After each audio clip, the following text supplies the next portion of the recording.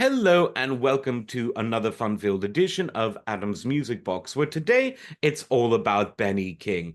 In addition to being a supreme talent, one thing that's always impressed and even shocked me about his legacy is that he was having hits, mainstream hits, in an era where the charts were dominated by people that were quite a bit younger than him. Benny King was born in 1938, before the Second World War, and people associate his hits with the 60s and his revival in the 70s at a time when all of the main hit makers were generally born during, or in the most cases, after the Second World War. But he had this wonderful longevity and talent that never went away. Now, he was someone that really got into singing at a very young age. And his big breakthrough was when he joined the Drifters at the end of 1958. Now, this story in and of itself is something that bears a bit of an explanation because the Drifters were a band that were, well, a vocal group, I should say, that really broke the mold because they created the mold on what a vocal group is. And this was a template that was followed by Motown. It was a model that was followed by Phil Spector and many of his acts.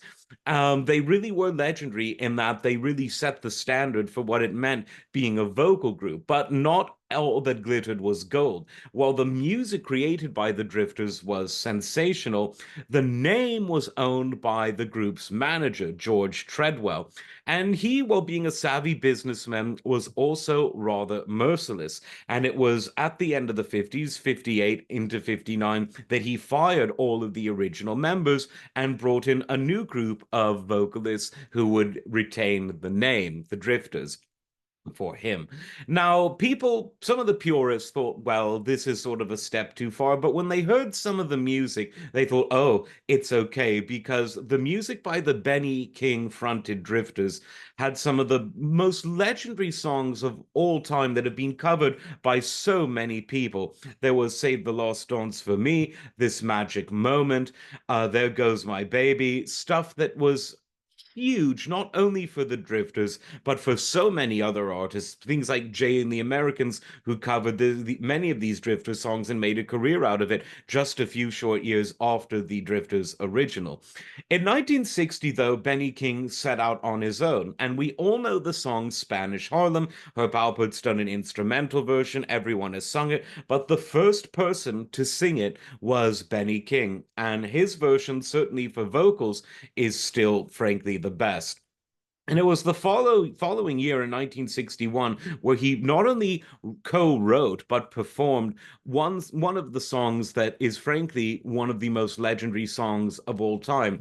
And it's one that has really spanned generations. Old people, young people, people around the world all know Stand By Me.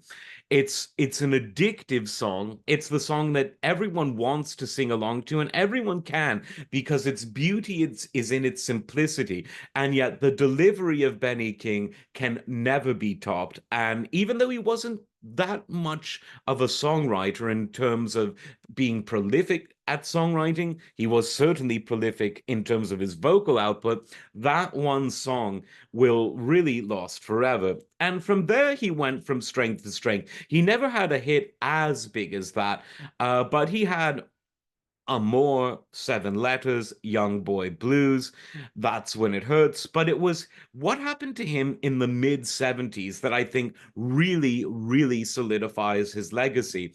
Because as I said at the beginning of this, he was someone that was able to transcend generations. So he was born in the 30s, started singing at an amateur level in the 40s, joined one of the earliest vocal groups, the group that put other vocal groups on the map, the Drifters, in the 1950s, had a hit, huge hit, one of the biggest hits of all time in the pre-Beatles 60s, continued to sing R&B music throughout the 60s. And then in the 70s, he started doing funk inspired soul, and he didn't miss a step. and his stuff has been sampled by hip hop artists, which is a huge form of validation for this theory that it transcends generations. And the album in particular that really stands out from his 70s period is 1975 Supernatural. You should take a look at it. I think it's his most complete album. I think it's one of his best. Supernatural Thing Part 1 and 2. Really, really good stuff. And the musicians on the album were great. It was well produced. It was really just everything that you would have wanted from 1970s Benny King. And he continued to record in that style throughout the 70s. By the 80s, his input had slowed down only a tiny bit. And this was frankly by the late 80s. He had a really good album in the early 80s, 1981 Street Tough. I would frankly say that after Supernatural, this is my second favorite album from Benny King. It is a really, really good album that you should not ignore. Um, and he never really slowed down, frankly. His input might have been a bit less by the late 80s and early 90s, but only a little bit. And while his later years saw him doing a bit of the nostalgia circuit, his voice really held up. He simply is one of the best singers of all time. But unlike some that were doomed to the wilderness, because he sung on some of the finest songs of all time and co wrote one of them, I think his name will always be remembered. Definitely, though, check out his 70s stuff into the early 80s, because that was sort of what they called an Indian summer, a renaissance for his talent. Don't pass that by. Like, subscribe. We will see you next time. Take care.